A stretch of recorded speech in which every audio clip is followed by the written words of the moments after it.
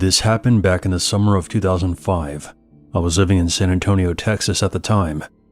I was a bored 16-year-old with way too much time on his hands.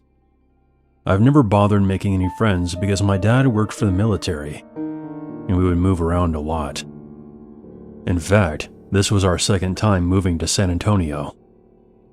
But for whatever reason, our house was not located on the base this time around. Most days I would grab my soccer ball and walk over to this old field just outside of our neighborhood. It wasn't anything special. Just a patchy grass lot with 2 rusty goals that no one ever used. There was a small forest running along one side of the field. I was usually the only person there. I would spend hours kicking the ball around while listening to my headphones, practicing my shots, and just enjoying being away from the house. It was peaceful. Until it wasn't. The first time I saw him was sometime in early June. I was in the middle of shooting a goal when I got that feeling. I looked over toward the tree line, and there he was. A guy wearing some kind of mask, standing just inside the woods, completely still. I couldn't really see his face, but I could tell that he was staring right at me. "Hey, can I help you?" The second I called out, he stepped back and disappeared into the trees. I waited for a few minutes, but he never came back out. I told myself it was probably just some weirdo trying to mess with me, and went home.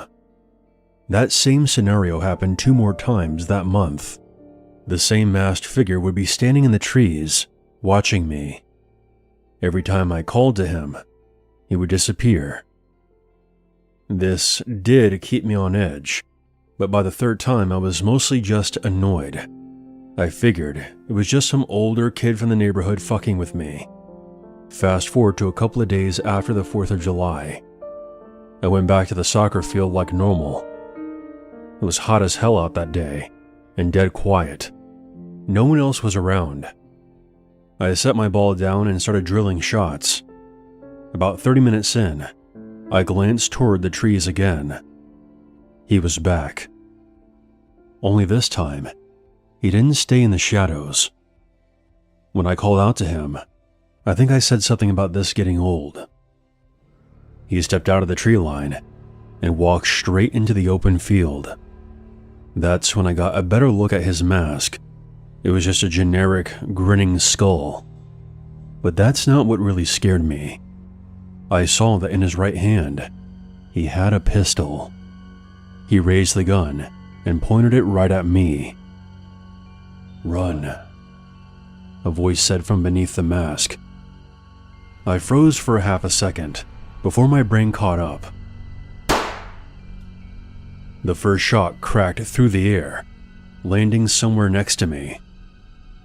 I was already sprinting back toward my house when the 2nd and 3rd shots were fired.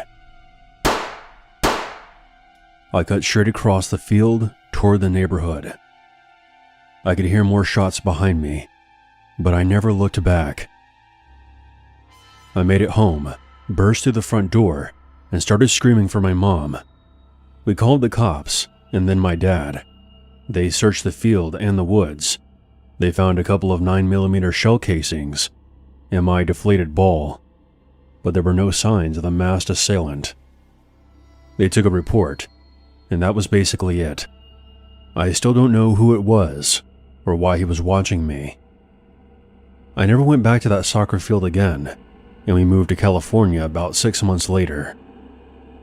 I was listening to a story on your channel about a roller rink employee who got shot at while he was closing up alone one night. The way he described it gave me the chills because it sounded so similar to what happened to me. Like in that story, my experience also took place in Texas, and I'm reasonably sure that guy could have shot me if he wanted to. Just a random person, completely isolated, coming out of nowhere and shooting at someone else for no reason.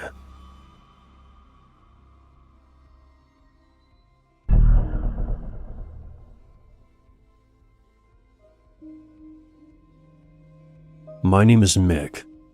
This happened back in the summer of 1994, 3 years after I lost my first wife, Sarah, in a horrible car accident. Those 3 years were very difficult for me. I barely painted anymore, even though it had once been my biggest passion in life. I buried myself in work as a coping mechanism, and I didn't think about picking up a brush again for a long time. By 1994, I needed to get away. After a lot of searching, I found a small rental cabin deep in the mountains of Tennessee. It was isolated, surrounded by thick forest for miles.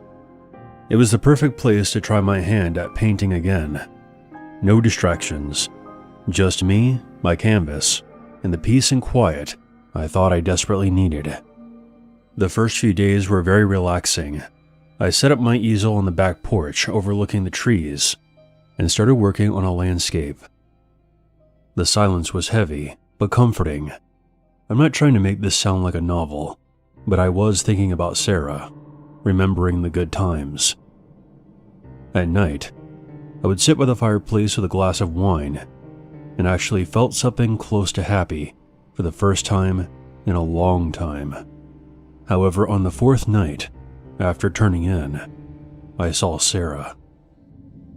I was dreaming, obviously, but she was standing in the living room of the cabin, looking exactly the way she had the day of the accident. Her face was serious. She kept repeating the same thing over and over. "Mick, you have to leave here. You're in danger. Get out of here right now." I woke up, drenched in sweat, heart racing. It felt so real. I sat on the edge of the bed for a long time, telling myself it was just my mind playing tricks on me. Sarah had been gone for years at this point. I had spent several nights following the accident totally grief-stricken, crying myself to sleep. But never once had she appeared to me in a dream with an ominous warning. I eventually went back to sleep, writing it off as just a random dream. But the dreams kept repeating. Each night, Sarah would appear, begging me to leave the cabin, telling me I wasn't safe there. I was starting to feel very uneasy, even during the day. The cabin didn't feel peaceful anymore. I started getting that prickling sensation on the back of my neck, that feeling that I wasn't alone. The next afternoon, I went on a long hike to clear my head. I spent several hours walking the trails, thinking about Sarah, and wondering if coming out here had been a mistake. Things were going so well at first, but ever since those dreams started, they had turned everything upside down. When I finally returned to the cabin as the sun was going down, I felt exhausted, but a little better. I entered the living room and began taking off my boots when something moved in the corner of my eye. There was a long curtain that covered a big picture window in the living room, almost the exact spot where Sarah stood in my dreams. Behind it, someone was crouched down low, facing away from me.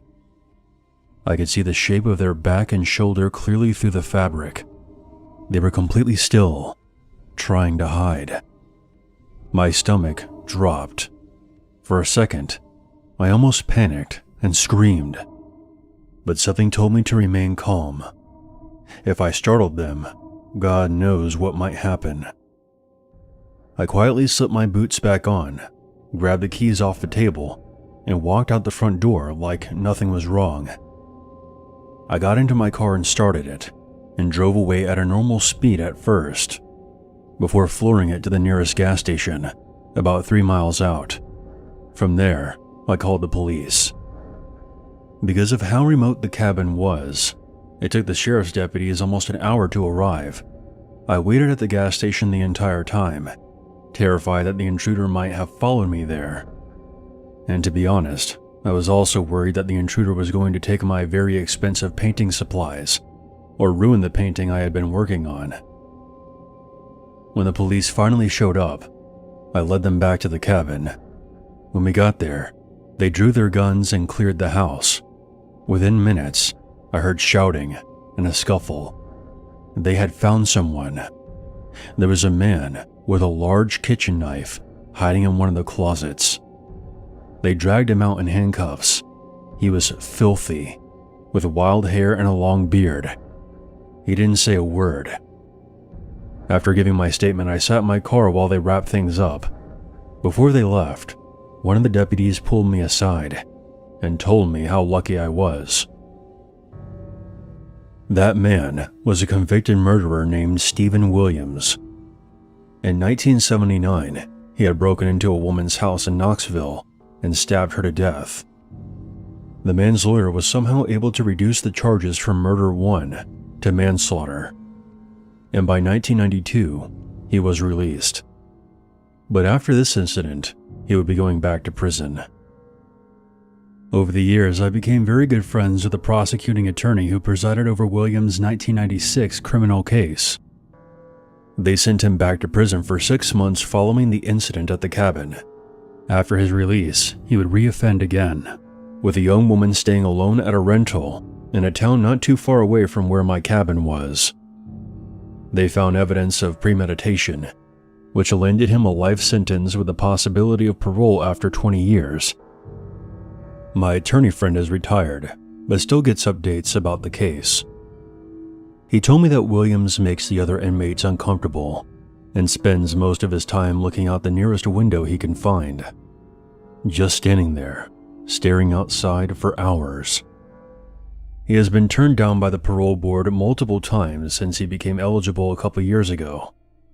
My friend says that the board members will never admit to it, but they often look for any reason to release prisoners.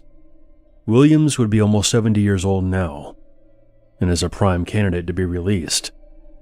But sometimes you can just tell that if they ever released him, he would go on to terrorize someone else. I still think back to that crouched shape behind the curtain. I still remember how silent he was, completely motionless, waiting for the opportunity to attack. The thought that he had been watching me prior to breaking in is disturbing. I don't know if it was actually Sarah warning me, or just my subconscious picking up on the danger, but my late wife has never appeared to me again in my dreams. All I know is that listening to her made me more aware, and probably saved my life that day.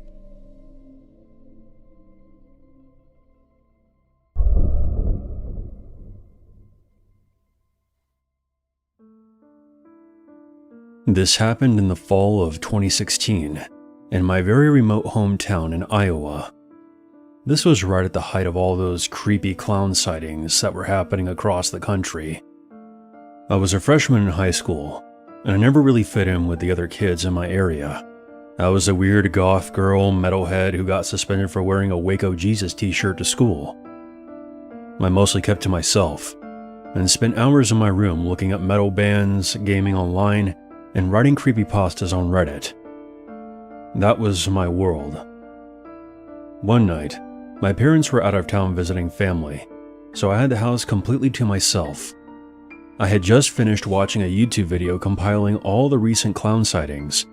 I remember thinking, nothing like that would ever happen around here. This town is way too boring. I remembered I had to check the mail that day. My mom was expecting a legal document to come in. My street was one of the last on the mail routes, and it didn't get dropped off until around 7:30, sometimes 8. The mailbox was at the end of our long gravel driveway. When you got close to it, you could see the main street that ran through our neighborhood. As soon as it came into view, I froze in place. There was a figure standing under a streetlight, a little ways down the road. I'm not one to scare easily, but it was one of the most unsettling clown costumes I have ever seen. He was tall, completely motionless, wearing a dirty old suit with those oversized shoes. The face was very well painted. He looked like the undead clown from Zombieland. He was at a distance, but I could tell he was staring directly at me. We stared at each other for about 30 seconds, neither of us moving. If any of you remember the clown sightings, they were very theatrical. So what he did next was par for the course, I guess. Without breaking eye contact, the clown slowly reached into his sleeve and produced a small horn, honked it twice, and then dropped it and began sprinting toward me. I turned and booked it back into my house. Once I made it back inside, I slammed the door and locked both the deadbolt and the chain. My heart was hammering so hard I could barely breathe. That's when the loud banging started. The door rattled violently, shaking the entire frame. I stayed perfectly still in the hallway, too scared to even move. After what felt like forever, the banging finally stopped. After a few minutes, I noticed someone standing at the living room window, a painted face pressed right up against the glass, looking inside. I screamed before finally bolting up the stairs, locking myself in my parents' bedroom, and calling 911. By the time the police arrived, the clown was long gone. They searched the property but found nothing except the horn still lying in the middle of the road. They took my report and left, saying that they would send more patrols out that way. My parents came home the next morning. What I still find to be very strange is that there were no other clown sightings in my area at all. Des Moines is about 3 hours from here, and there were several sightings there. I suppose it's possible there could have been more in my area, but after that night I was actively looking into it, and my encounter seemed to be way out of the target area.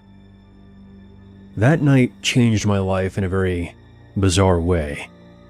This might be a bit morbid to confess, but I actually enjoyed being scared. The fear I felt that night was all too real, and it eventually turned into a fascination for me. It's ultimately what inspired me to start working at haunted house attractions.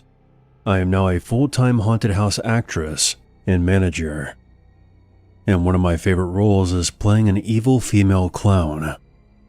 I get to scare people for a living, and I'm damn good at it.